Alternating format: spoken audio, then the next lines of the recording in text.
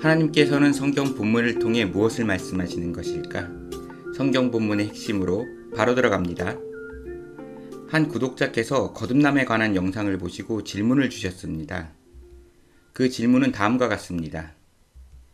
어떤 분들은 거듭남이란 예수님의 십자가 사건 이후 오순절에 성령을 보내주심으로부터 시작되었다고 합니다. 그래서 구약시대에는 거듭남이 있을 수 없다고 주장합니다.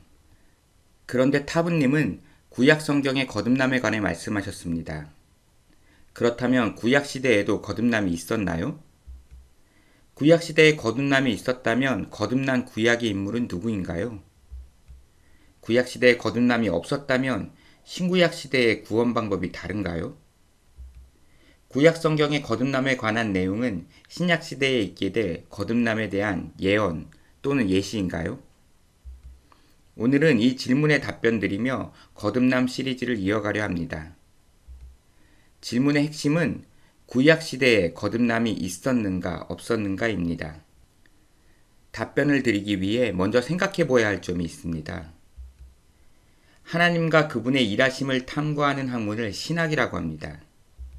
신학 중 하나님께서 인간에게 정보와 지혜를 주셔서 인간 편에서 정리할 수 있는 내용이 있습니다.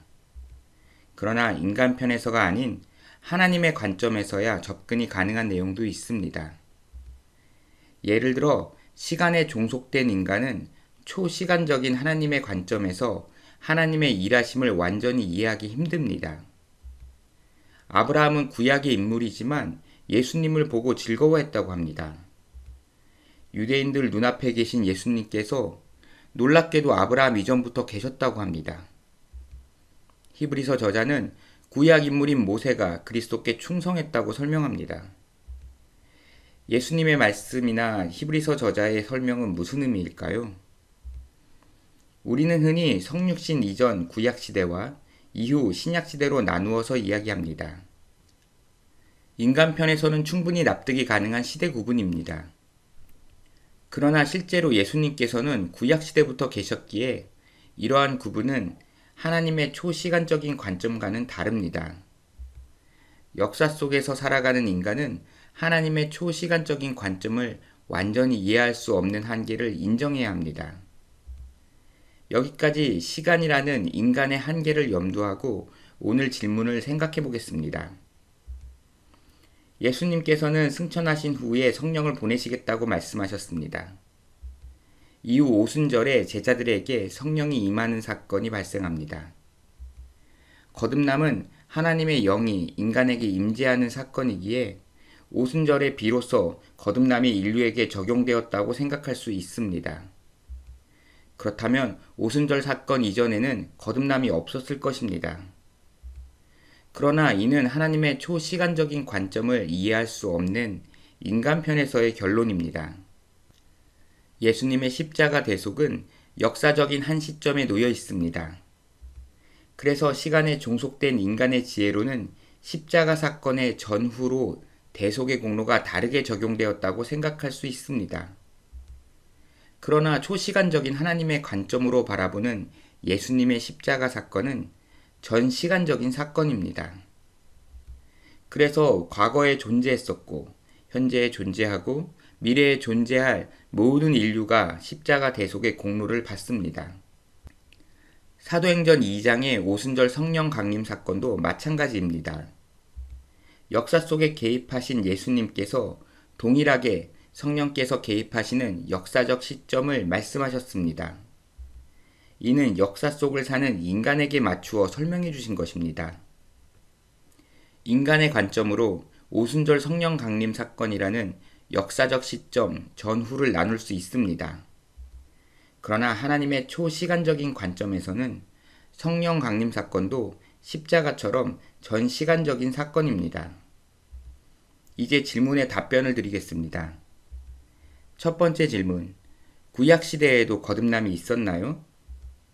하나님께서는 이스라엘 백성들에게 하나님의 영을 주어 고국에 돌아가도록 하셨습니다. 하나님의 영을 주시는 사건은 이스라엘의 귀환이라는 역사 속에 이루어질 것이라고 예언되었습니다. 따라서 구약시대에도 거듭남이 있었습니다. 성령은 오순절에 처음으로 역사에 개입하신 것이 아닙니다. 적어도 하나님께서는 오순절과 상관없이 예수님께 성령을 보내셨습니다. 이처럼 하나님께서는 성령을 보낼 자에게 보내십니다.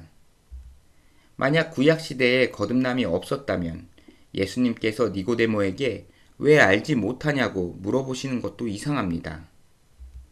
구약 성경에 거듭남이 없다면 니고데모가 당연히 알 수 없으니까요. 하나님께서는 신구약 시대와 상관없이 전 시간적인 관점에서 인간에게 하나님의 영을 주시는 신비로운 사역을 하십니다. 이를 예수님께서 거듭남이라고 표현하셨다고 생각합니다. 두 번째 질문. 거듭난 구약의 인물은 누구인가요? 구약시대의 인물로 아브라함, 욥, 다윗이 거듭남을 보여주는 인물이라고 생각합니다. 그들에 관한 내용은 이전 영상을 참고해 주시길 바랍니다. 여기에서는 분량 관계로 다윗만 잠시 확인해 보겠습니다. 시편 51편에서 다윗은 하나님의 영이 필요하다고 간구합니다. 다윗이 언급한 하나님의 영이 사도행전 2장 오순절 성령과 다를까요? 다윗이 거듭남이라고 표현하지는 않았지만 예수님께서 말씀하신 거듭남과 동일한 내용이라고 생각합니다. 세 번째 질문. 거듭남의 유무에 따라 신구약 시대의 구원 방법이 다른가요? 우리는 예수님을 믿음으로 구원에 이른다고 이야기합니다. 그런데 어떤 분들은 예수님의 존재를 인정하는 것을 믿음이라고 생각합니다. 그리고 믿음을 구원의 조건으로 생각하기도 합니다. 그러나 성경이 구원을 믿음으로 설명하는 이유는 구원이 어떤 법칙이나 방법이 아니기 때문입니다. 믿음은 예수님과 우리가 인격적인 관계임을 의미하는 표현입니다. 구원은 하나님 편에서는 긍휼한 마음인 은혜와 인간 편에서는 순종인 인격적인 관계의 결과입니다. 거듭남은 인간이 하나님의 뜻을 바로 알고 순종하도록 도우시는 성령께서 인간과 함께 하시는 사건이고요.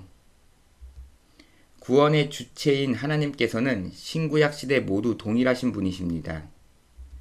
그렇기에 하나님과 인간의 믿음이라는 관계도 신구약 시대 모두 동일합니다. 따라서 성령 하나님께서 인간을 도우시는 사역도 신구약 시대 모두 동일합니다. 네 번째 질문. 구약 성경의 거듭남에 관한 내용은 신약 시대에 있게 될 거듭남에 대한 예언 또는 예시인가요? 모세가 신명기 후반부에 남긴 마음의 할례는 거듭남을 의미합니다. 마음의 할례는 미래에 이스라엘이 바벨론 포로에서 돌아와 있을 일입니다. 따라서 당시 모세의 입장에서는 예언입니다. 예레미야는 이스라엘의 멸망 직전에 새 언약을 맺으시겠다는 하나님의 말씀을 전해 주었습니다. 새 언약은 하나님의 법을 인간의 마음에 기록하시는 초월적인 사건입니다. 이 또한 역사적으로 바벨론 귀환 후에 있을 일이기에 예언입니다. 에스겔은 흩어진 백성들을 귀환시킨 후 물로 씻기고 하나님의 영을 주시겠다는 말씀을 전했습니다. 이 또한 역사적으로 포로기 이후에 있을 일이기에 예언입니다. 이 내용은 모두 포로기한에 대한 예언이지 거듭남과는 상관없어 보입니다. 그러나 이스라엘의 멸망과 귀환이라는 역사의 핵심은 성전의 파괴와 재건이라는 신학적인 의미입니다.